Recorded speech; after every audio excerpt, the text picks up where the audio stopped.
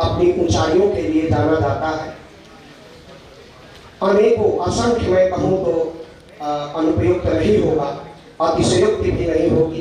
भारतीय प्रशासनिक सेवा के अधिकारियों को देने वाला, भारतीय पुलिस सेवा का अधिकारियों को देने वाला, और साथ ही वह A D Pant, professor A D Pant का डिपार्टमेंट है। और उसी कड़ी में एक परंपरा जुड़ती है प्रोफेसर वी के राय सर की, गुरुवत प्रोफेसर वी के राय सर की। आप गांधीयन अध्ययन के विशिष्ट अध्येता हैं। भारतीय लोकतंत्र और भारत के जनतंत्र पर आपकी गहरी पकड़ है और आज हमारे विशिष्ट अतिथि हैं। हम सब आपके शिष्य परंपरा के लोग हैं। आप असाधारण व्यक्तित्व है, जीवन शैली के प्रेरक व्यक्तित्व है और मेरे व्यक्तिगत जीवन के अस्तित्व के अमृत है। ऐसे गुरुवर प्रोफेसर वी के राय सर को मैं आमंत्रित करता हूँ समापन के साथ। बहुत बहुत धन्यवाद अखिलेश त्रिपाठी जी। मंचासीन हमारे समस्त विद्वज्जन, इस सभा के चेयरमैन और सभा और इस विद्यालय, महाविद्यालय को इन ऊंचाइयों तक ले जाने वाले क्षमतावान तमाम कीर्तिमानों के को स्थापित करने वाले कर्मठ प्रिंसिपल आनंद शंकर जी, फूलबदन जी जो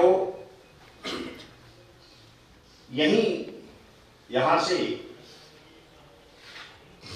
चले गए, हम लोगों से संपर्क नहीं रह पाया, ये सत्य है, पंकज ने ठीक बात कही, लेकिन फिर भी इनके कार्यों के संदर्भ में हमें अवगत होता रहा। बहुत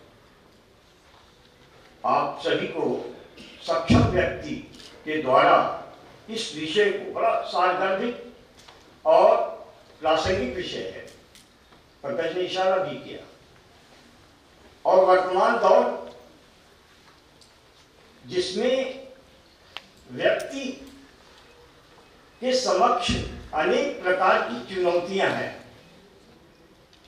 उनके संदर्भ में वार्ता करने से पहले मंच पर जो इस पूरे आयोजन को संभव बना सका, और इस दौर में जबकि परीक्षाएं होने वाली हैं, इतनी बड़ी जमात इकट्ठा होना इस बात का द्योतक है कि विद्यालय का, महाविद्यालय का जो प्रबंधन है और साथ में आयोजन समिति का जो गठन है, वो अपनी बात को समझा पाने में, लोगों तक कन्वे कर पाने में, कम्युनिकेट कर पाने में सक्षम रही। सामान्यतः ऐसे जो सेमिनार्स होते हैं उनको लोग बड़ी ही उनसे अपेक्षाएं नहीं रह जाती, उसके पीछे कारण होंगे और उन कारणों पर मंथन करना आवश्यक है, क्योंकि हम 2 दिन बैठते हैं, बहुत अच्छी अच्छी बातें करके उनका एक डॉक्यूमेंटेशन ICSSR के समक्ष प्रस्तुत कर देते हैं और संपूर्ण उत्तरदायित्व हमारा समाप्त हो जाता है। और सुधारों के संबंध में पंकज ने अभी इस बात की, और हम पंकज जी ने इशारा भी किया कि a responsible citizen is essential part for the whole democratic process. Otherwise, democracy can't नहीं फलेगी। जिस तरह घिसट रही वैसे ही घिसटती रहेगी। हम खुश हो सकते हैं, प्रसन्न हो सकते हैं कि हम पिछले 75 वर्षों से इस अमृत काल को मनाने के लिए और डेमोक्रेसी में मनाने के लिए मौजूद हैं, लेकिन वास्तविकता से आप सभी परिचित हैं कि डेमोक्रेसी की वर्तमान जो स्थिति है, वर्तमान जो डेमोक्रेसी है, उसको किस कैटेगरी में, डेमोक्रेसी की किस परिभाषा के अंतर्गत हम व्याख्यात कर सकते हैं? ये कौन सी डेमोक्रेसी? इस पर विचार करिएगा। ऊर्जावान हमारे समक्ष जो लोग विद्यार्थीगण बैठे हैं, उनमें बड़ी ऊर्जा है, उनकी समझ एक पर्टिकुलर टाइप नहीं हो चली है जैसा हम लोगों की हो गई। हम लोग की सोच एक दिशा की ओर पर डायरेक्ट हो चुकी है, जिसमें परिवर्तन बड़ा स्लो होगा। लेकिन आपका परिवर्तन, आपकी सोच एक ऐसे परिवर्तन की सूचक है जो प्रजातंत्र को वास्तविक प्रजातंत्र की दिशा में ले जाने में सहायक सिद्ध होगा। और इसकी क्षमता कहीं और नहीं है। किसी सरकार के पास ये क्षमता नहीं है कि वो सुधार कर सके, किसी भी प्रकार की सुधार कर सके, क्योंकि सुधार करने की क्षमता सदैव इंडिविजुअल में होती है। समूह तो उसी इंडिविजुअल का एक अभिव्यक्त रूप होता है, एक कलेक्टिव फॉर्म होता है। तो इस कारण से जितने भी सुधार हुए हैं, तमाम कंट्रीज का नाम भी लिया, एक बनाया है जो अखिलेश जी ने, बहुत सुंदर, दोनों अखिलेश ने मिलकर, और अब तो नया पाठक भी उसमें अपनी विचारों को जरूर संप्रेषित किया होगा, कम्युनिकेट किया होगा, विवेक ने किया होगा। और शिवहर्ष जी के निर्देशन में, मार्गदर्शन में ये क्रिया हुई होगी, इसमें मंथन हुआ होगा और जरूर विचार हुआ होगा कि किस प्रजातंत्र, क्या केवल प्रजातंत्र का अर्थ चुनाव तंत्र है? तो मैं जहां से छोड़ करके इधर कूदने का प्रयास किया था, वहां आते कि प्रजातंत्र है कहां? जिस रेस्पॉन्सिबल सिटीजन की बात वो कर रहा था, वो रेस्पॉन्सिबल सिटीजन क्या रेस्पॉन्सिबल है? whether he knows about his own duties, what sort of the system is and what sort of the duties they have. अधिकारों के बारे में कुछ पता होगा उसको, क्योंकि अभी ये पता चल जाए कि फीस वृद्धि हो गई है तो आप नारे लगाना शुरू कर देंगे कि फीस वृद्धि, फीस अधिक लेना जो है वह प्रजातंत्र विरोधी ये कदम है आपका प्रिंसिपल महोदय, इसे तुरंत वापस ले। इस अधिकार के बारे में आपको ज्ञान है, लेकिन ये जो चैम्बर, ये जो आपके सामने हॉल आया है, ये अपने आप हवा में या विनिर्मित नहीं हुआ। कितने पापड़ बेले होंगे यहाँ के अध्यापकों ने प्रिंसिपल साहब के साथ मिलकर, और प्रिंसिपल ने कितना मेहनत की हो इसको तैयार कराने में, निर्मित कराने के लिए। इसके लिए जो सबसे महत्वपूर्ण आधारभूत चीज है, जिसके बिना ये बन नहीं सकता था, धन, वो किस प्रकार से व्यवस्थित हुआ और एक झटके में ये इसका स्वरूप बिगड़ जाता है। इस पर विचार करना होगा, वरना लोकतंत्र की ओर उन्मुख नहीं हो सकता। इसी प्रकार से शिक्षा पाना आपका अधिकार है, यह आपको पता है, लेकिन शिक्षा पाने के लिए क्या क्या आपको करना है ये पता है कि नहीं, ये इस पर आपको विचार करना। यदि आपको प्रजातंत्र खोजना है तो मात्र चुनाव उसमें चुनाव एक प्रक्रिया है जो उस प्रजातंत्र को जीवंतता प्रदान करती है, एक सिस्टमेटिक बनाती है, सिस्टम प्रदान करती है। लेकिन उस सिस्टम को भी जो सिस्टमेटिक बनाता है, जो उसके अंदर प्राण भरता है, वो आप है, क्योंकि आप आधार संपूर्ण सिस्टम का सिस्टम उस पर टिका हुआ है। इसलिए प्रजातंत्र की खोज उस इंडिविजुअल में करनी है, आप में करनी है। और ये खोज करेगा कौन वास्को डी गामा कोलंबस बनेगा? वो आप स्वयं, क्योंकि आपके बारे में दूसरा समझ नहीं सकता। यानी a responsible citizen only can be made through his own discourse regarding your own self. You try to recognize yourself.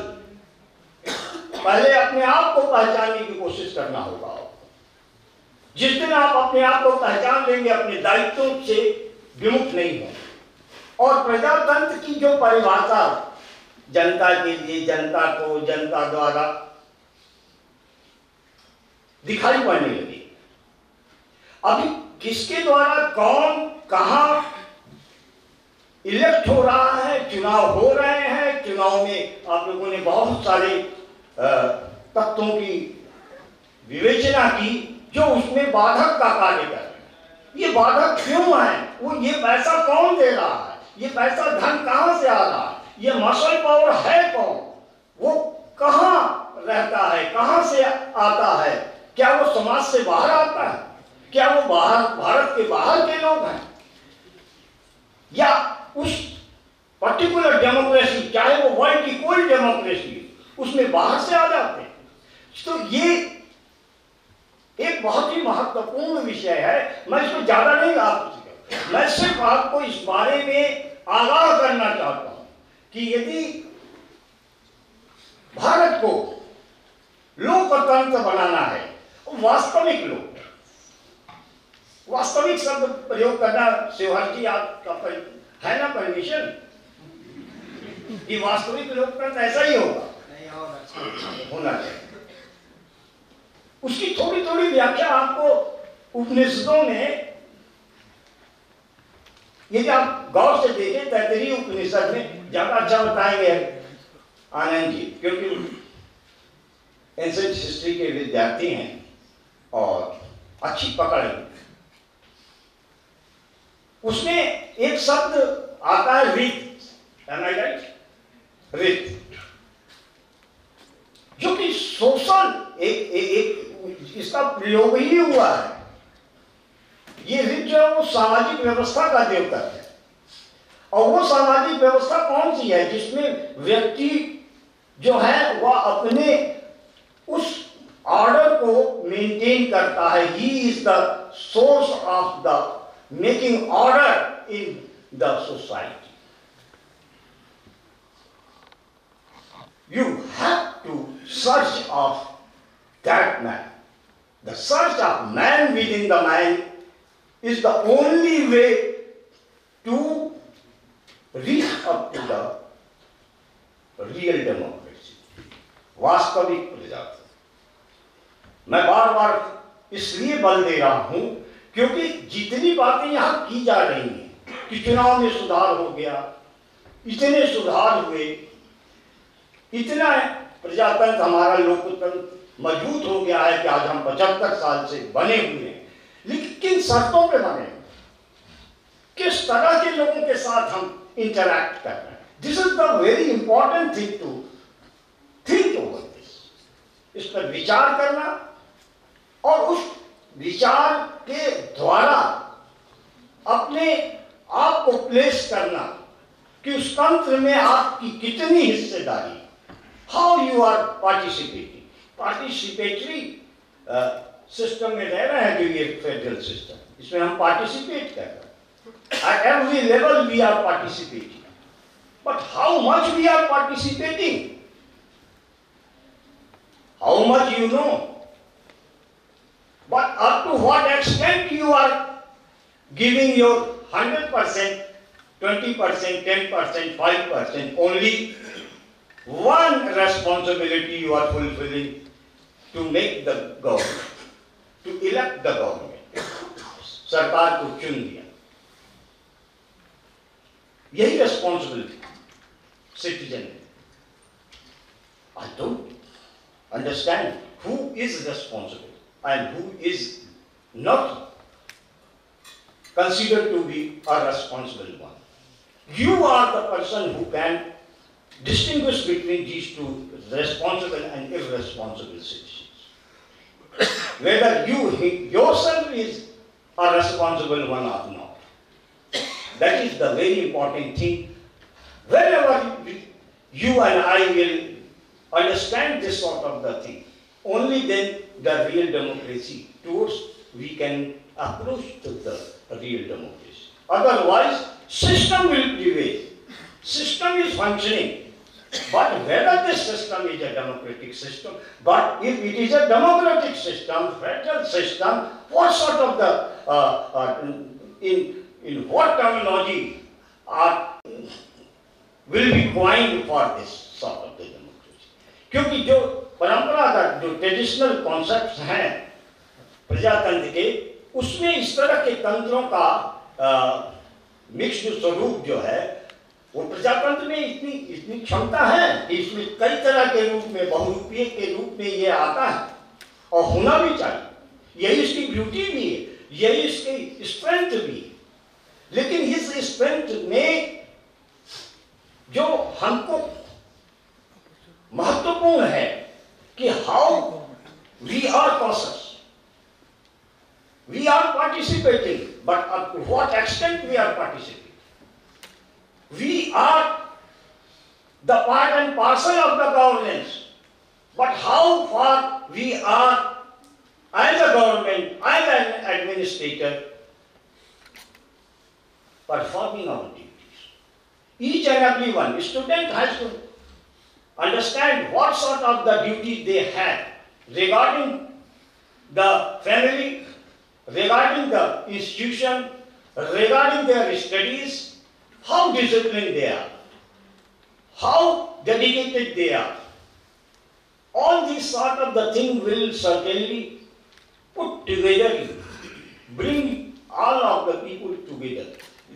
ये जो togetherness की जो हमारे अंदर भावना आएगी, वही साथ ले चलने के लिए, प्रजातंत्र की ओर बढ़ने के लिए हमें उन्मुख करेगी। और फिर जितने भी सुधार होंगे वो सार्थक होंगे, क्योंकि वो सुधार हम अपने आप को पहचानने के बाद कर रहे हैं। अभी हमें पता नहीं है कि कितने सुधार हुए, हमने रट लिए, हमने काउंट डाउन कर लिए और उसको कैरेक्टरिस्टिक्स के रूप में आपके सामने पिरो दिया। व्हाट यू विल टेक, क्या आपने प्राप्त किया, ये that is more important. We are here certainly to think over all this. These questions certainly will be raised during this whole discourse. Today's seminar is being proposed, and you all will come out with your own ideas. Everyone has his own idea regarding the, उसकी अपनी सोच है, अपनी समझ है, उसका अपना समझने की एक दिशा है। उस दिशा को के साथ आइए, बिना झिझक के आइए, इसका हल खोज लेंगे। यही हो सकता है, ईश्वर शरण में ही खोजेंगे। लेकिन यदि आप अपने आप को बिना सोचे समझे एक इर्रेस्पॉन्सिबल, मैं ये नहीं कह रहा हूं कि आप इर्रेस्पॉन्सिबल हैं, लेकिन आपका वो एक्शन इर्रेस्पॉन्सिबल बन जाएगा, ये खतरा सदैव बना रहेगा। जो जिस आधे अधूरे मन से हम जो प्रयास करते हैं, तो उसका परिणाम ऐसा ही होता है। कि वर्तमान में आप देखिए, प्रजातंत्र में उसकी मजबूती के लिए जितने भी प्रयास संभव है सरकारें करती आ रही, और वर्तमान सरकार ने अनेक तरह के ऐसे प्रस्ताव दिए। इन प्रस्तावों में सुझाव मांगते हैं आपसे, कितने लोग सुझाव दिए? ये प्रश्न है, शिक्षा नीति बन रही थी, सुझाव मांगे गए। आज वर्तमान में भी अनेक संदर्भों में सुझाव मांगे गए। जैसे India at the rate of 47, जो विकसित भारत की मांगे गए। हर व्यक्ति, हमारे यहाँ एक BA1 के विद्यार्थी ने ऐसा सजेशन दिया कि उसी के सजेशन को as it is we have sent to the portal, वो विभाग का मुखौटा बन करके हम सारे लोगों ने दिया। एक टाइप एक अलग विचार था उसका, एक नई ऊर्जा थी उसमें, उसको कि किस प्रकार से 47 या उससे पहले ही भारत को हम विकसित बना सकते। तो ये एक बहुत महत्वपूर्ण, और वो क्षमता आप में है, तो आप उस क्षमता को पहचान लेंगे जिस दिन, उस दिन एक बच्चे की क्षमता से पूरा विभाग जो है वह प्रज्वलित हो गया। तो इतने विद्यार्थी एक साथ यदि अपनी ऊर्जा लगा देंगे, अपनी सोच लगा देंगे, अपनी दिशा को निर्धारित कर लेंगे, तो प्रजातंत्रिकी से आपका इंटरैक्शन कंप्लीट होगा, वो प्रजातंत्र होगा। क्योंकि आप उसमें सभी का शेयर है, सभी की भागीदारी है, सभी की सोच है। Only then we can say कि ये जो इश्यूज हैं अब वो चैलेंजेस नहीं रहे, चैलेंजेस आने वाले समय के साथ हम उनको साधने में समर्थ हो रहे हैं। तो ये एक महत्वपूर्ण बात है कि प्रजातंत्र की समझ बना करके ही हम किसी भी प्रकार के सुधारों की बात कर सकते हैं। किसी सेशन में यदि आप लोग अवसर देंगे तो और चर्चा करेंगे, तब केवल चुनाव की बात करें। चुनाव की बात आज मैंने इसलिए नहीं उठाई क्योंकि हमारे मुख्य वक्ता के विचारों को आप सुने और उसके आधार पर अपनी सोच के साथ प्रस्तुत हों तमाम सेशंस में, और वहां जो एक इंटरेक्शन हो, उससे जो नई बात निकल करके आए। हो सकता है एक ही बच्चा देगा, हो सकता है 10 बच्चों का हो, तो एक सार्थक बहस होगी, सार्थक डिस्कोर्स होगा। डिबेट तो हमेशा चलती रहेगी, यद्यपि वास्तविक लोकतंत्र प्राप्त करने की दिशा में वो एक प्रयास ही होगा, लेकिन वो सार्थक प्रयास होगा। भले ही सीढ़ी हम कितनी भी चढ़ पाए, लेकिन आसमान तो दुष्यंत कुमार की बुलाई ठीक है ना, जरा तबीयत से उछालिए, क्योंकि आपको वो भेजने की शक्ति है आप में, थोड़ा उछालिए तो अपने अंदर के ज्ञान को, अपने अंदर की समझ को।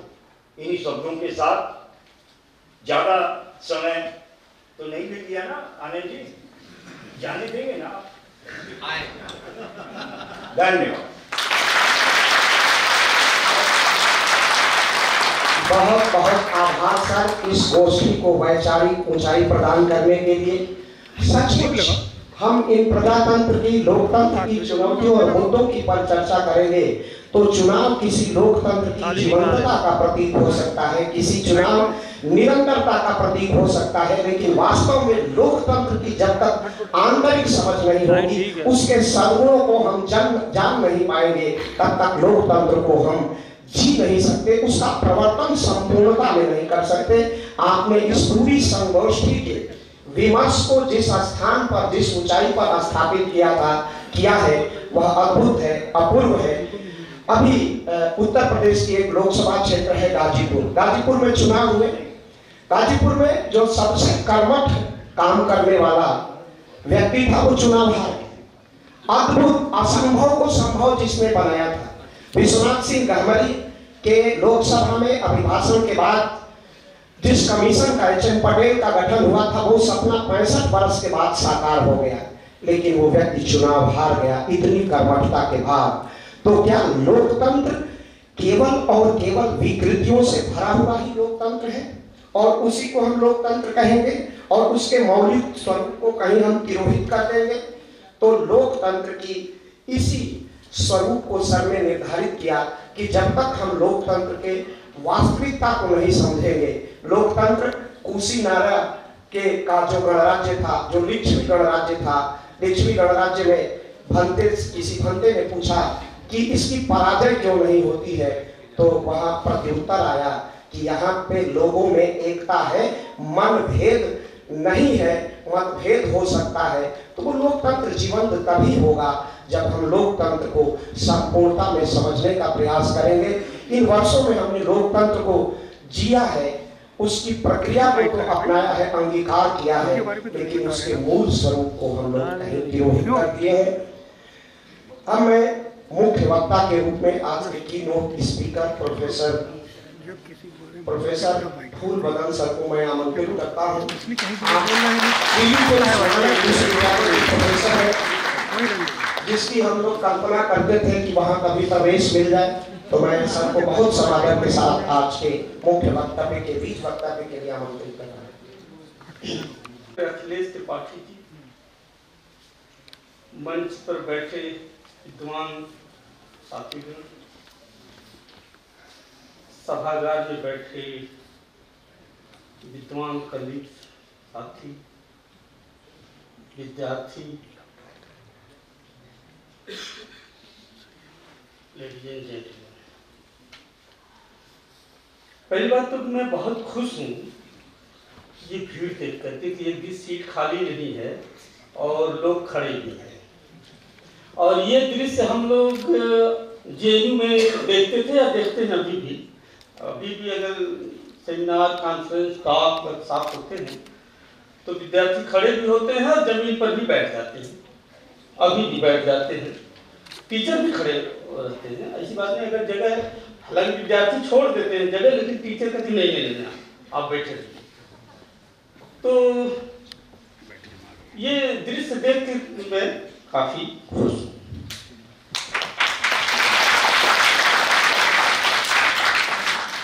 जहाँ तक हमारे साथी प्रोफेसर पंकज जी बोले कि मैं इसी यूनिवर्सिटी का प्रोडक्ट हूँ, मैं इस यूनिवर्सिटी से ग्रेजुएशन किया हूँ और मैं गल्ला बाजार की तरफ रहता था, प्रयाग में रहता था, गल्ला बाजार में रहता था और कभी कभी घूमते इधर आया करता था तो एक खंडहर दिखाई देता था। रियली ये खंडहर दिखाई देता था और आज जब मैं पहचान नहीं पाया और मैं अभी खंडहर खोज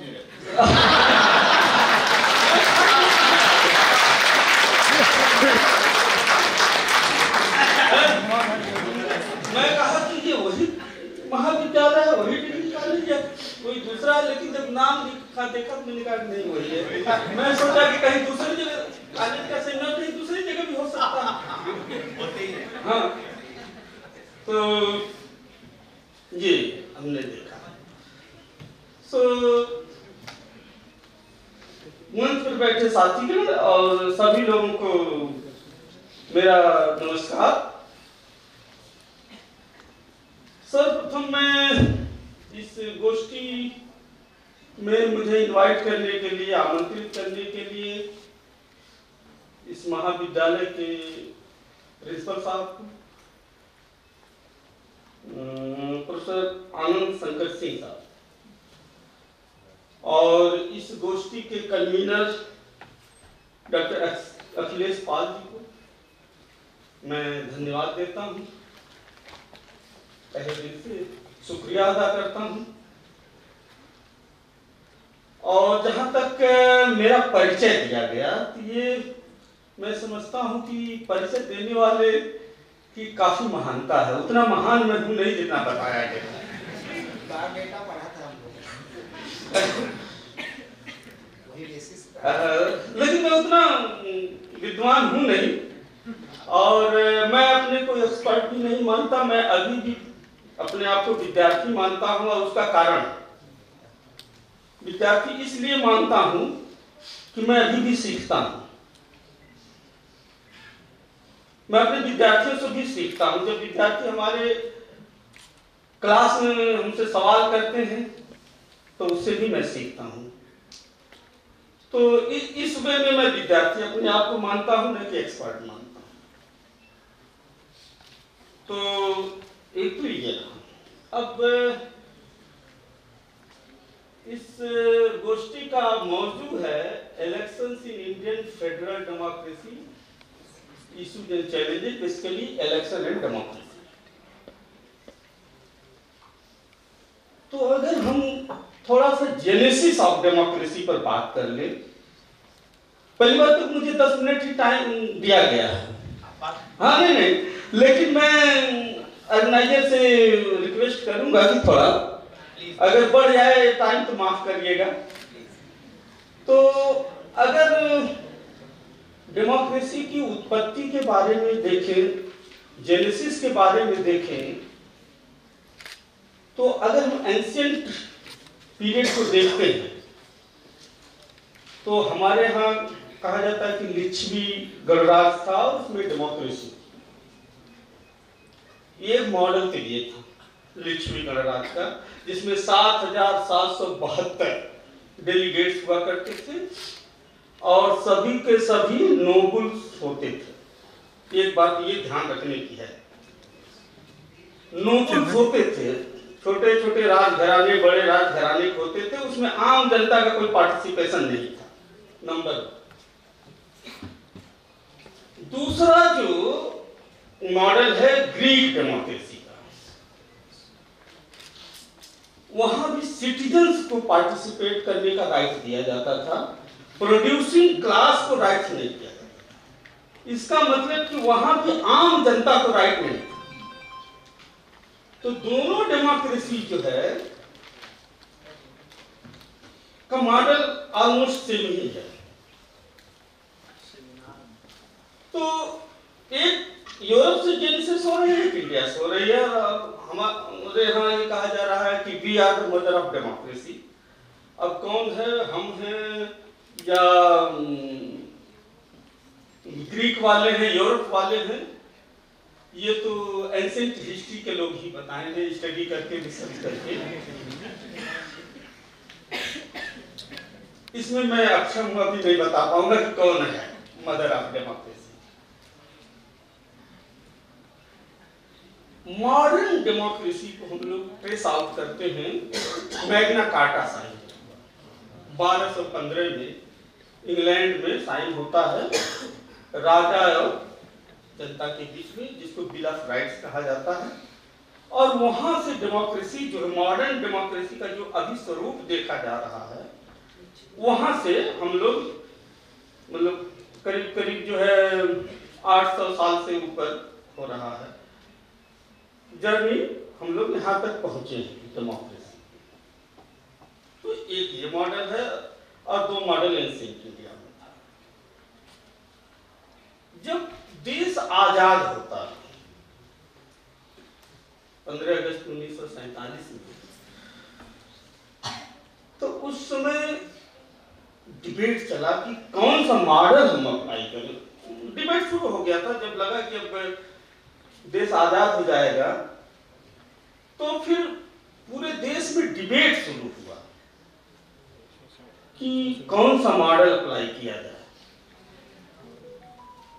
और काफी उस पर डिबेट्स हुए, गहन चिंतन हुए, मनन हुए, विचारों का संघर्ष हुआ, और अंत में जो है जब देश आजाद हुआ तो western liberal democratic secular model को स्थापित किया गया देश में।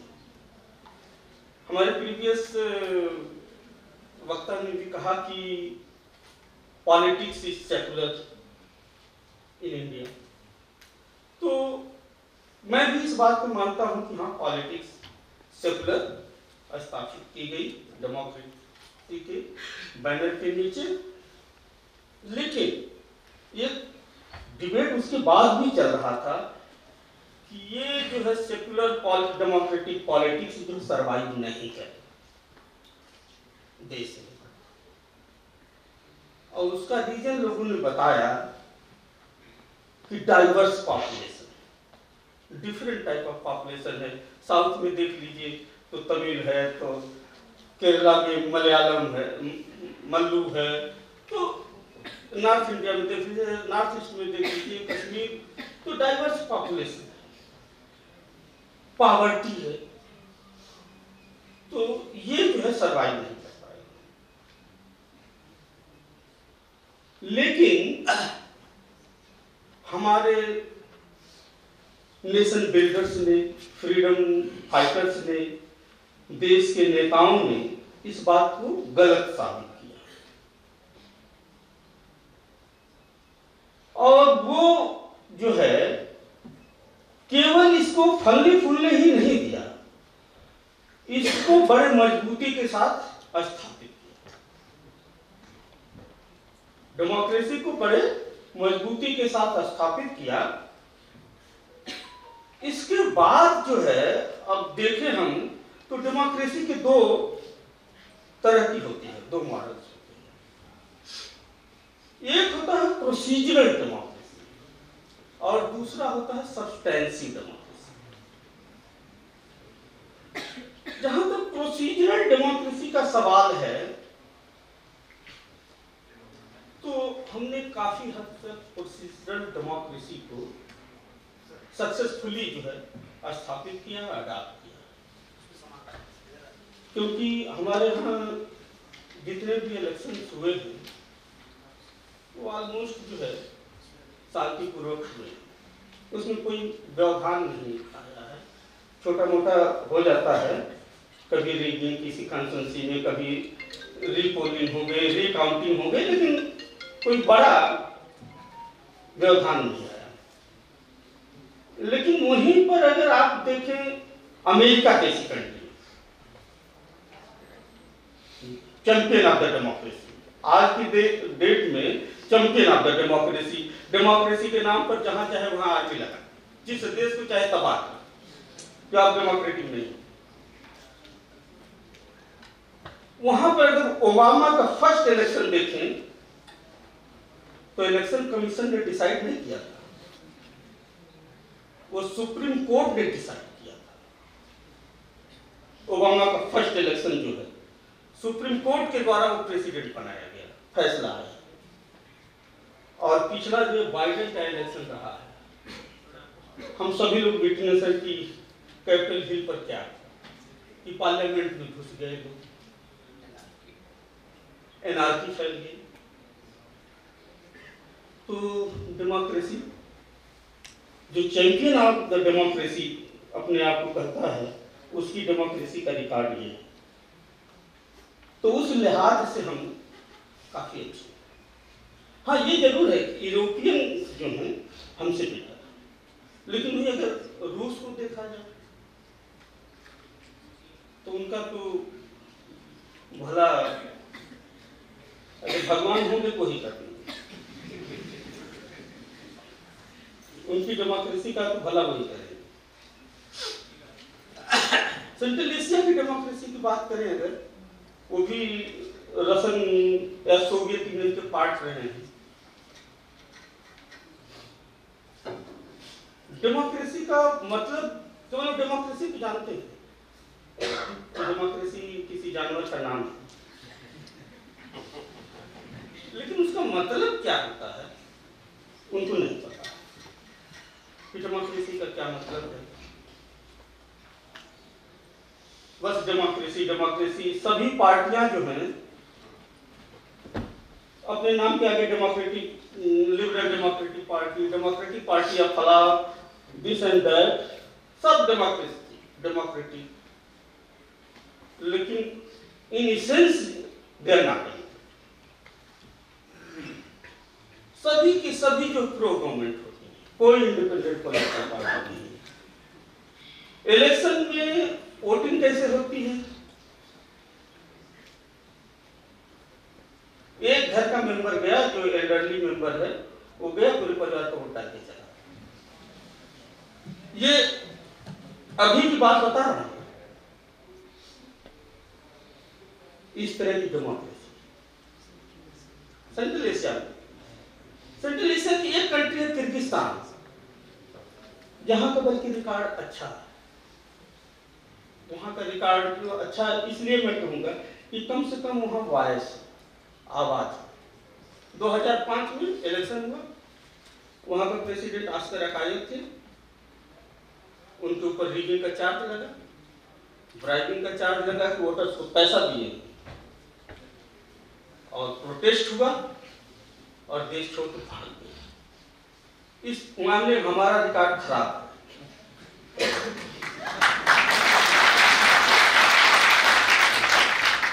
इस मामले में हमारा रिकॉर्ड इसलिए खराब है कि हम पैसा भी देते हैं, शाम को थकावट मिटाने के लिए बोतल में पानी भी देते हैं, धोती और साड़ी भी देते हैं, क्या क्या देते होंगे। हाँ, और सॉरी टू से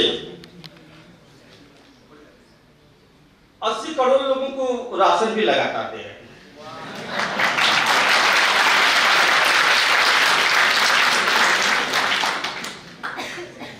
हम चाइना को क्रिटिसाइज करते हैं, करना भी चाहिए, हमारा नेबर है, हमारा दुश्मन है, हमको करना भी चाहिए, लेकिन अच्छी चीजों को प्रेज भी करना चाहिए।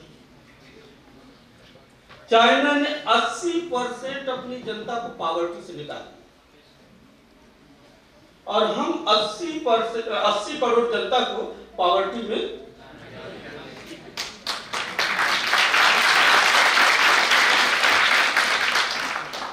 जो कि 2 जून की रोटी। तो ये जो है प्रोसीजरल डेमोक्रेसी को का एक रहा जिसमें हम मोर और लेस सक्सेस, लेकिन सब्सटेंसिव डेमोक्रेसी को जरा देख लिया जाए। एक सेंस में सब्सटेंसिव डेमोक्रेसी जो है भी हम सक्सेस। सब्सटेंसिव डेमोक्रेसी में चेंज ऑफ गवर्नमेंट, तो चेंज ऑफ गवर्नमेंट होती रहती है, रिपीट भी करते हैं। जैसे नेहरू जी का जमाना था तो भी रिपीट करते थे, अभी भी हम रिपीट कर रहे हैं, आगे भी करेंगे। लेकिन फिर भी सब्सटेंसिव डेमोक्रेसी में हम थोड़ा बहुत सक्सेस है। तो पॉलिटिकल लेवल पर तो हम लोग डेमोक्रेसी को स्थापित हैं, लेकिन क्या हम लोग इकोनॉमिक और सोशल लेवल पर डेमोक्रेसी को स्थापित कर पाए हैं, ये एक मुद्दा है। अगर 80 करोड़ जनता को 140 करोड़ में अगर हम फ्री राशन दे रहे हैं तो क्या हम इकोनॉमिक डेमोक्रेसी को स्थापित कर पाए हैं? मेरे विचार से तो नहीं। अब आप लोग और क्या करेंगे। सोशल डेमोक्रेसी की अगर बात करें तो मैं एक बात ये कहूंगा कि हम सभी लोग पढ़ते होंगे, टीवी पर देखते होंगे या तमाम रिपोर्ट्स में देखते होंगे कि particular section of the society को टारगेट कर दिया जाता है। आप शादी में घोड़े पर नहीं बैठ सकते, स्कूल में पानी पी लिए तो पिटाई हो जाएगी, और नहीं तो महिलाओं को रेप कर देते हैं। मध्य प्रदेश में आदिवासी के साथ क्या हुआ था, हम सभी लोग उसके गवाह हैं। वो तो देख और सुन करके रोंगटे खड़े हो जाते हैं, दिल कांप उठता है। और घटना अमृतकाल जब देश मना रहा हो तो अमृतकाल में होगी। तो मेरा ये मानना है कि क्या ये डेमोक्रेसी है? हम डेमोक्रेटिक स्टेट में रह रहे हैं, इसी तरह की डेमोक्रेसी होती है क्या, या हमारे जो फोर फादर रहे हैं इसी तरह की डेमोक्रेसी को विजुअलाइज किए थे? मुझे अगर कहना है तो मैं कहूंगा कि नहीं, इस तरह की डेमोक्रेसी को उन्होंने विजुअलाइज नहीं किया। उन्होंने दूसरे तरीके की डेमोक्रेसी को विजुअलाइज किया था। दूसरी बात मैं ये कहूंगा कि हमारी सोसाइटी ही डेमोक्रेटिक नहीं है। जब सोसाइटी का डिवीजन वर्टिकल हो, सोसाइटी हॉरिजॉन्टल नहीं है, सोसाइटी वर्णों में बटी हो, जातियों में बटी हो, हायरार्की बेस्ड हो, तो जब सोसाइटी ही डेमोक्रेटिक नहीं होगी तो पॉलिटिक्स जो है डेमोक्रेटिक हो सकती है? मैं आप लोगों के ऊपर छोड़ रहा हूं, आप लोग डिसाइड करिए और मेरे व्यू को आप लोग समझ रहे होंगे कि मैं क्या कहना चाहता हूं। तो मेरा मानना है कि हम डेमोक्रेसी में प्रोग्रेस किए थे, नो डाउट, लेकिन जिस तरह की डेमोक्रेसी को हमको इस्टेब्लिश करना चाहिए था, हमने उस तरह की डेमोक्रेसी को इस्टेब्लिश नहीं कर पाए हैं। ये हमारे डेमोक्रेसी का लैकुना रहा है या कमी रही है, ये हम कह सकते हैं। जरा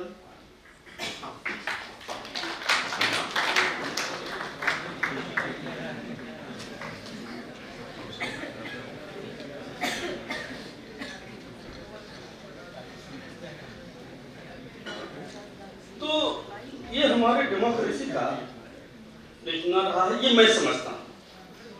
आप लोग क्या समझते हैं मैं ये आप तक छोड़ रहा हूं, आप लोग डिसाइड करें। लेकिन मैं इस वे में डेमोक्रेसी को समझता हूं और इसीलिए मैं कहता हूं, मेरी जो फाइनल जो कंक्लूजन होता है डेमोक्रेसी के बारे में, तो मैं कहता हूं कि democracy does not exist in the world in real sense. हम भले कहते रहे प्रोग्रेस कर रही है डेमोक्रेसी, लेकिन हम स्थापित पूरी दुनिया में नहीं कर पाए। मैंने आपको एग्जाम्पल दी, ईस्टर्न यूरोप में जाइए, वहां भी वही स्थिति मिलेगी। वेस्टर्न यूरोप जो human rights, democracy, promotion for democracy सब कुछ करता रहेगा, लेकिन घुसा देगा अपनी आर्मी को, सपोर्ट कर देगा। झूठ बोल बोल करके इराक में झूठ बोल करके WMD है, एक भी WMD नहीं मिला, इराक को बर्बाद कर दी। तो इसलिए जो है मेरा मानना है कि डेमोक्रेसी एग्जिस्ट नहीं करती, लेकिन हाँ ये जरूर है कि हम प्रोग्रेस कर रहे हैं। प्रोग्रेस स्लो हो सकती है, कहीं पर किसी देश में स्लो होती है, कहीं देश में जो है फास्ट होती है, लेकिन और मैंने जैसा कहा कि एक छोटे से देश किर्गिस्तान की स्थिति हमसे बेहतर है, सबसे बेहतर किर्गिस्तान की स्थिति है। तो ये जो है मैं अब मैं इलेक्शन पर आऊंगा थोड़ा सा। तो जहां तक इलेक्शन का सवाल है, हमारे प्रीवियस वक्ता ने भी कहा कि ये कॉर्नर स्टोन है, आधार है लोकतंत्र का, आधारशिला है, फाउंडेशन है, पूरी नींव ही है। मतलब इलेक्शन के बिना लोकतंत्र कंप्लीट नहीं है, या उसकी नींव रखना, और वो भी जो है free and fair participatory election होना चाहिए, तभी डेमोक्रेसी होगा। तो और इलेक्शन के माध्यम से जनता को जो है, पहली बात तो जनता को पार्टिसिपेट करने का मौका मिलता है और अपने रिप्रेजेंटेटिव को चुनने का मौका मिलता है। तो एक जनता को हथियार मिलता है कि भाई हम इनको चुनेंगे, इनको नहीं चुनेंगे, हम अपनी तरफ से बेटर भेजेंगे, लोग भेज ही रहे हैं, तो सबके सामने ही है। अभी मैं बीच में थोड़ा सा एक दो सेंटेंस उस पर भी आऊंगा, लेकिन मैं बता दूं कि जब देश आजाद हुआ या उसके पहले जब कॉन्स्टिट्यूंट असेंबली बनी, तो इलेक्शन के बारे में काफी चर्चा हुई कॉन्स्टिट्यूंट असेंबली में कि कौन सा मॉडल अप्लाई किया जाए, कौन सा मॉडल किया जाए, रिप्रेजेंटेटिव मॉडल या first past the post system.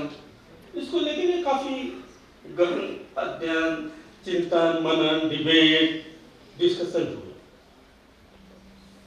और डॉक्टर अम्बेडकर ने उसमें कहा कि नहीं, हमको जो है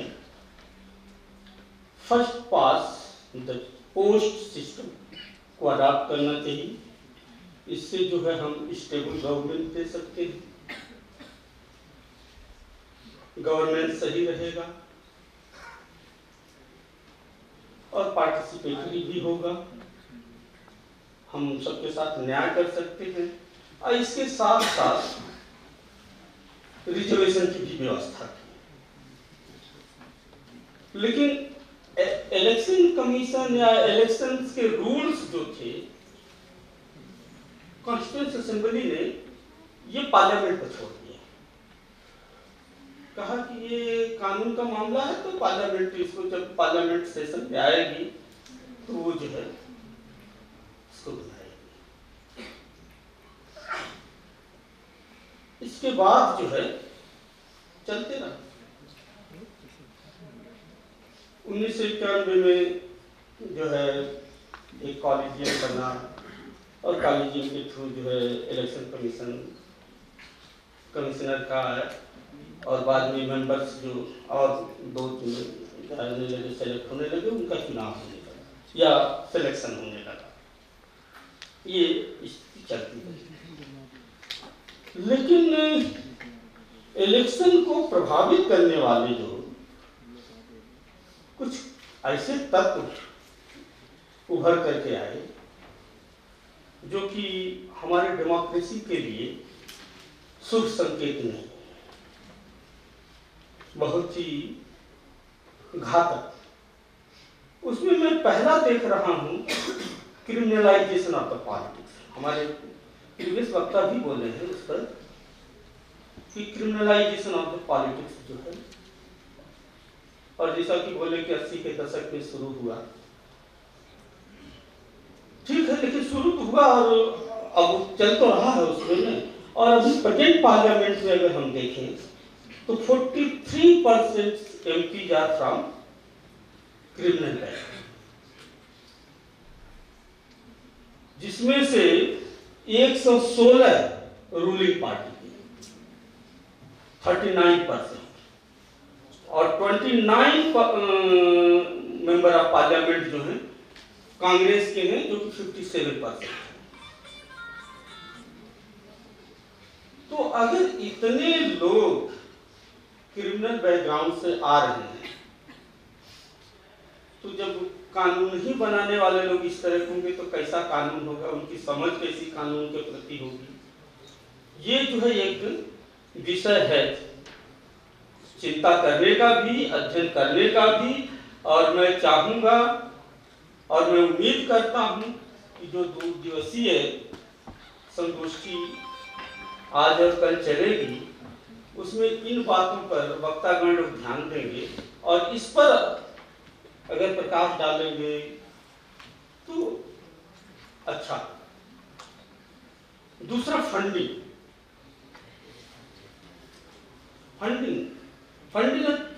बहुत ही क्रूशियल मामला है।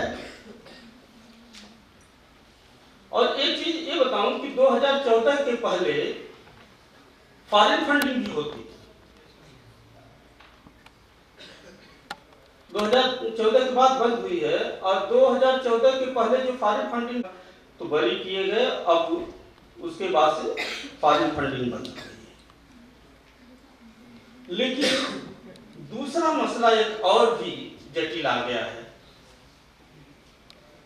Electoral bond.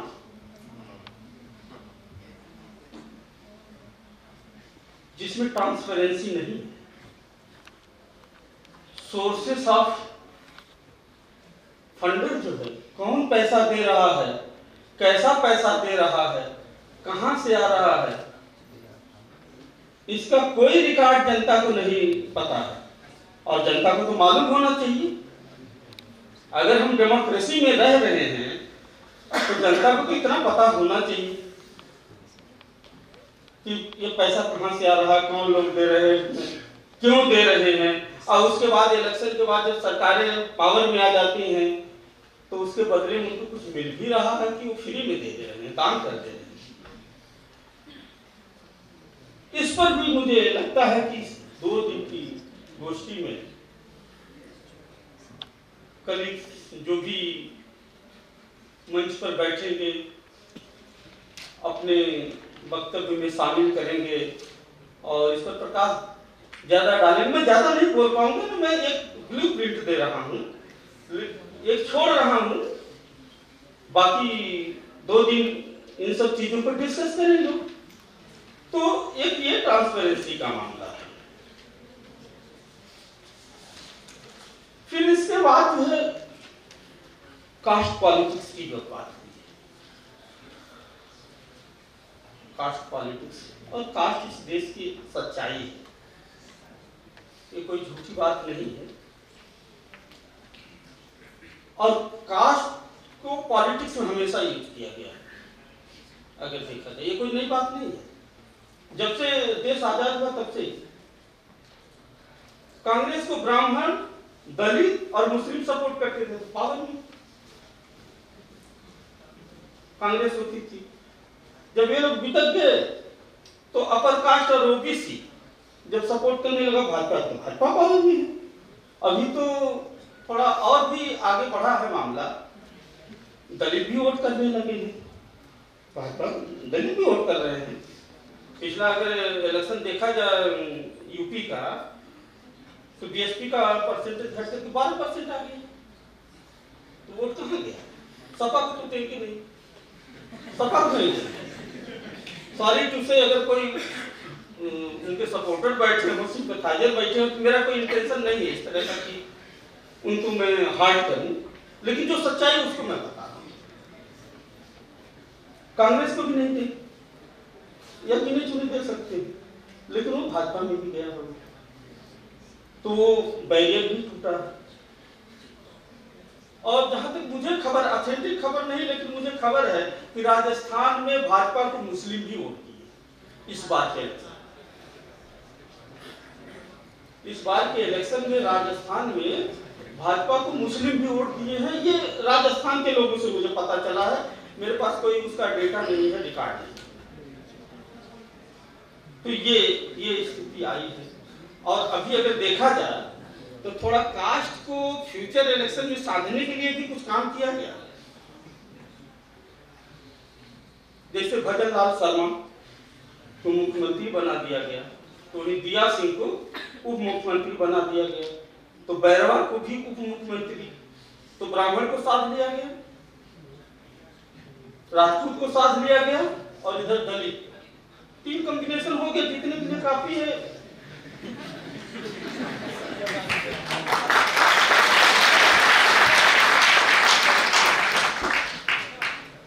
तो ये जो 3 कॉम्बिनेशन है, ये काफी है फ्यूचर का जो इलेक्शन होगा उसको मैटेरियलाइज करने। मेरी एनालिसिस हो सकता है गलत भी हो, लेकिन मेरी ये समझ है और मैं अपनी समझ को बता रहा हूं। उसी तरह से मध्य प्रदेश में मोहनलाल यादव जी को अगर किया गया है, तो ऐसा तो नहीं है कि आसमान से टपके और बना दिए गए, ऐसा नहीं। किसी रणनीति के तहत कि यूपी में कैसे यादव को साधा जाए, तो एमपी में भी कैसे थोड़ा मोबिलाइज किया जाए, ताकि अखिलेश यादव वहां भी लड़ते हैं, समाजवादी पार्टी वहां भी लड़ती है। तो ये इलेक्शन के पॉइंट ऑफ व्यू से जो जातियों का साधने का एक तरीका है, तो ये है। तो कास्ट का रोल हमेशा रहा है, from the beginning till date, ये कोई नई चीज नहीं। इसके बाद जो है right to reject the candidate. NOTA भी है, लेकिन नोटा तो चलता है, लेकिन राइट टू रिजेक्ट का जो है, राइट टू रिजेक्शन तो अभी तक हो नहीं पाया। अगर हम कोई कैंडिडेट अच्छा नहीं, हम रिजेक्ट करना चाहते, क्यों नहीं कर सकते? ये तो राइट होना चाहिए वोटर से, जबकि पंचायत में है, लेकिन पार्लियामेंट असेंबली में होने नहीं देंगे, क्योंकि आपकी हमारी पेंशन तो खा जाएंगे, लेकिन अपनी पेंशन चाचा रखेंगे।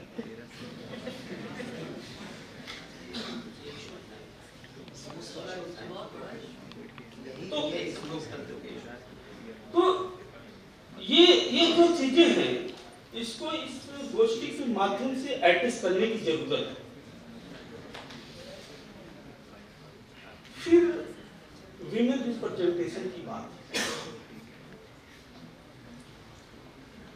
अगर हम उस पर चर्चा करें तो अगर हम देखें आज़ादी के समय फर्स्ट पार्लियामेंट में विमेन का क्या रिप्रेजेंटेशन, तो अराउंड 4%, 3 पॉइंट समथिंग था, अराउंड 4%। अभी हम बहुत उन्नति की, बहुत प्रोग्रेस किए हैं, 14% तक आ गए। बहुत मेहनत करके इतना जो प्रोग्रेस किए कि 14% पे आ गए। वहीं अगर जरा हम दूसरे देशों पर नजर डाल लें, यूरोप में डाल लें नजर, किसी कंट्री में 46% से तो कम नहीं है। और आजकल गूगल बाबा हैं, सभी लोग देख भी सकते हैं, गूगल यूनिवर्सिटी से मिल जाएगा। अमेरिका में भी, American country, Latin American country, वहाँ भी स्थिति मोरल यही, यूरोप की स्थिति यही है। क्यूबा वगैरह भी तो थोड़ा ज्यादा है। तो हमारे यहाँ जो है विमेन, जबकि एक चीज और बता दूं मैं कि वोटिंग जो परसेंटेज देखेंगे तो हमारे यहाँ विमेन ज्यादा वोट करती है, खास करके नॉर्दर्न इंडिया। मैं 2 स्टेट का अगर एग्जाम्पल आपको दूं, केरला, केरला जो पढ़ा लिखा स्टेट माना जाता है, लिटरेसी रेट ज्यादा है, लेकिन वहां सबसे कम विमेन निकलती वोट डालने के। राजस्थान फ्यूडल स्टेट माना जाता है, वहां सबसे ज्यादा औरतें निकलती हैं वोट डालने के। ये विषय है अध्ययन का कि आखिरकार ऐसा क्यों। और मैं चाहूंगा कि जो विद्वान साथी लोग इस गोष्ठी में अपना वक्तव्य देंगे तो इस पर अगर प्रकाश डाल सकते हैं तो डालेंगे, मैं भी थोड़ा लाभान्वित होऊंगा। तो ये सरकार ने भी जो है कुछ दिनों पहले विमेन रिजर्वेशन बिल भी पास किया है, जो 2029 के बाद लागू होगा। 2029 में भी शायद नहीं, 2029 के बाद में, और मुझे लगता है तो कभी लागू नहीं है।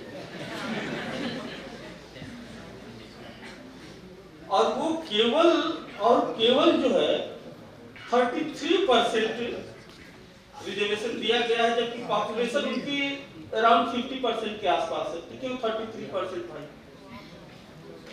जब वो 50% के आसपास जीत कर रही है तो 33%, जबकि पंचायत में आप 50% के आसपास दे रहे, तो पार्लियामेंट में और असेंबली में क्यों नहीं 50%?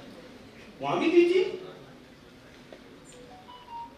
उसी तरह से मैं कहूंगा कि शेड्यूल कास्ट, शेड्यूल ट्राइब का उसके प्रोपोर्शन में जो पॉपुलेशन, उसके प्रोपोर्शन में तो दीजिए। उसके क्यों 22.5%? अगर उनकी पॉपुलेशन 24% 25%, 24 दीजिए, 25 दीजिए। अगर उनकी परसेंटेज 16%, 16 दीजिए, घटा दीजिए, लेकिन दीजिए प्रोपोर्शन जो कॉन्स्टिट्यूशनली मैंडेट है, कम से कम वो तो दे दीजिए। तो पंचायत में तो आप दे देंगे, लेकिन यहां पर नहीं। तो ये मुद्दे हैं। आजकल वन नेशन वन इलेक्शन की भी बात है, और प्रीवियस वक्ता भी इस पर प्रकाश डाले हैं। और मैं ये कहूंगा कि पहली बात है कि कोई नई बात नहीं, हम इसकी प्रैक्टिस की है। असेंबली के और पार्लियामेंट के इलेक्शन साथ साथ शुरुआत में 1967 तक चलता रहा है। 1967 के इलेक्शन में पहली बार जो है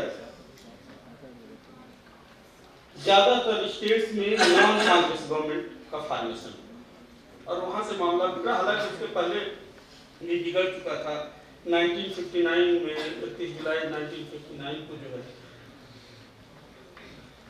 केरला में इलेक्टेड कम्युनिस्ट सरकार जो है नेहरू के द्वारा गिरा दी गई। अब प्रॉब्लम की शुरुआत वहाँ से मानी जा सकती है, लेकिन 1967 के बाद ज़्यादा बढ़ी और 1971 में प्रीमेच्योर क्या होता ज्यादा हो रहा है। सही है, ठीक है, सही है।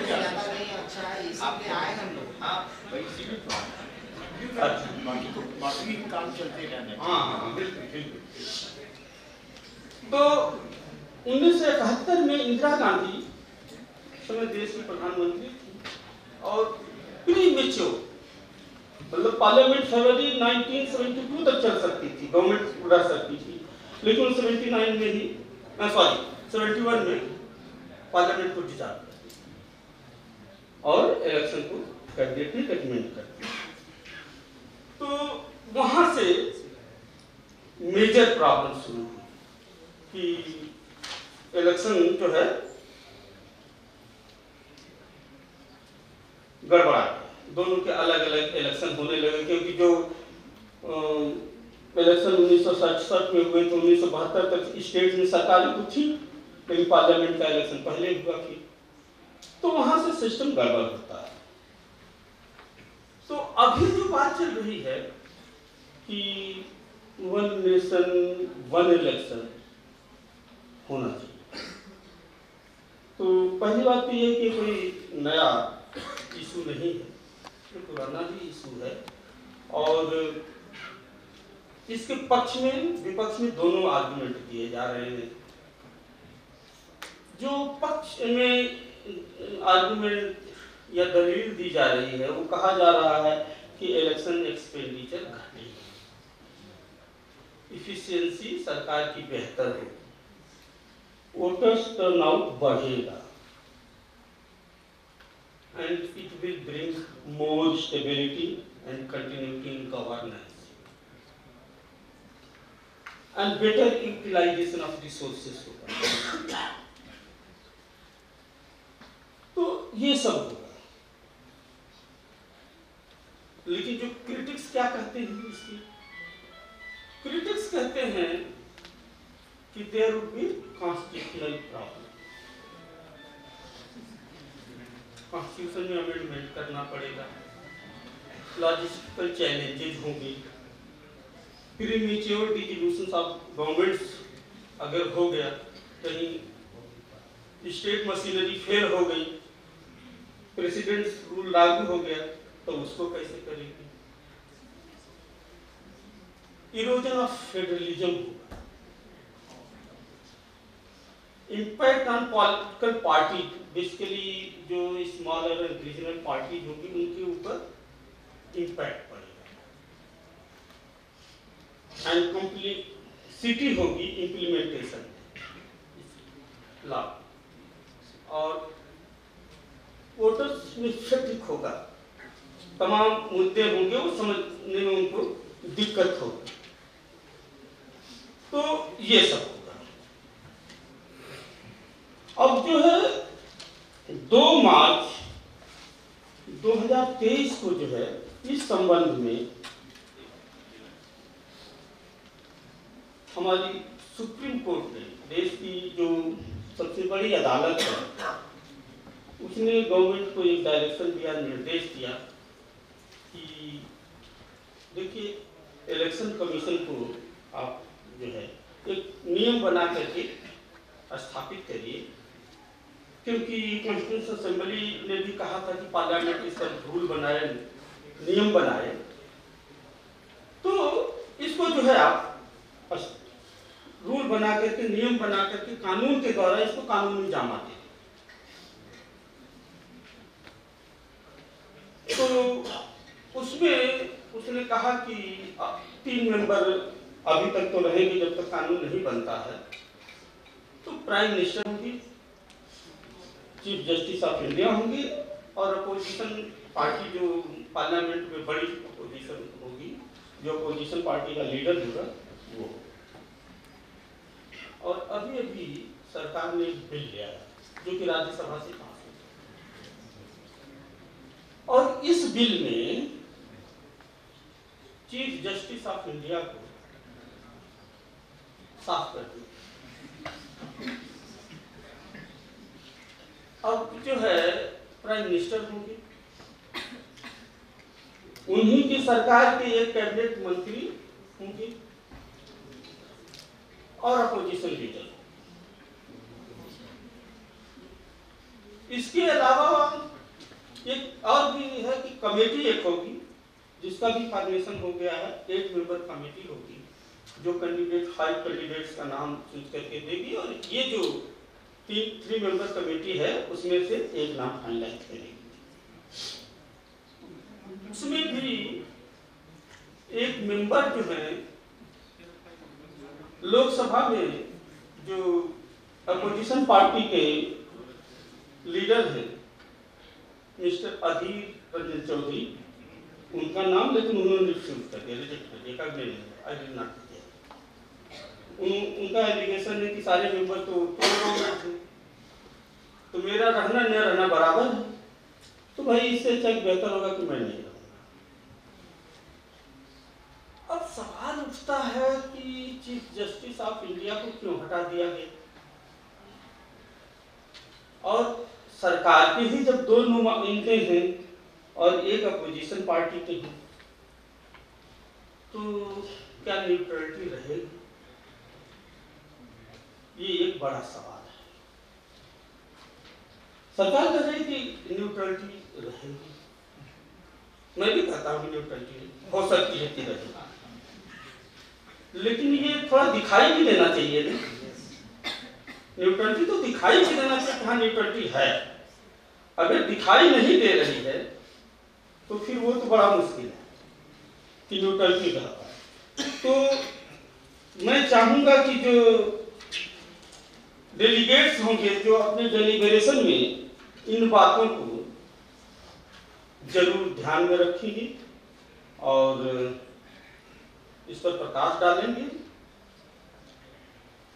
तो अगर मैं शॉर्ट में कहूं तो 1 नेशन 1 इलेक्शन की जो बात है, पहली बात तो कि ये यूनिटरी सिस्टम की तरफ हमको अग्रसर हो रहा है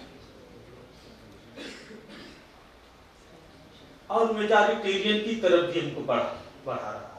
हमने देखा 1967 तक मेजॉरिटेरियन किसके पास था, मेजॉरिटी किसके पास थी, तो एक पार्टी का डोमिनेंस हो जाएगा। ये तो मेरी अपनी समझ है कि ये हो रहा है। और प्रीमेच्योर डिसोल्यूशन अगर गवर्नमेंट्स के होते हैं, चाहे स्टेट गवर्नमेंट के हो चाहे सेंट्रल गवर्नमेंट का किसी का भी हो, तो इस इशू पर ये जो पूरा का पूरा बिल है साइलेंट, कोई सलूशन नहीं दे रहा कि क्या करेंगे, फिर कैसे होगा इलेक्शन। एक आर्गुमेंट आ रहा है, वो बिल में नहीं है, आर्गुमेंट है। मैं समझता आप सभी लोग पढ़े होंगे, देखे होंगे, ऐसा नहीं है कि मैं ही जानता हूँ। उसमें एक आर्गुमेंट है कि अगर सरकार गिर गई तो फिर जो है दूसरी सरकार के लिए वोट होगा पार्लियामेंट में या स्टेट असेंबली में। अगर वो मेजॉरिटी में आ गई तो सरकार बना ली, नहीं मेजॉरिटी में आएंगे तो जो सरकार रही है, जो डिसॉल्व हो चुकी है वो कंटिन्यू करेगी जब तक उसका टेन्योर खत्म नहीं हो। ये सही होगा, ये आप ही लोग डिसाइड करिए। ये एक आर्गुमेंट आ रहा है, ये एकदम से एंटी डेमोक्रेटिक एलिमेंट ही है मेरे हिसाब से। और रिजेक्शन ऑफ द कैंडिडेट पर तो ये एकदम से पूरी तरह से साइलेंट थी।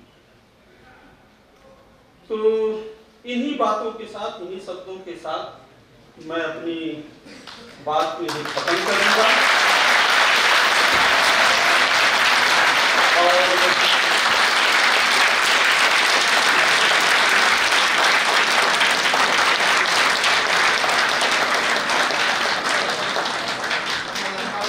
और मैं जो हूँ आप लोगों को इतना प्यार मोहब्बत देने के लिए, यहाँ बुलाने के लिए मैं धन्यवाद दूंगा, उनको शुक्रिया अदा करूंगा।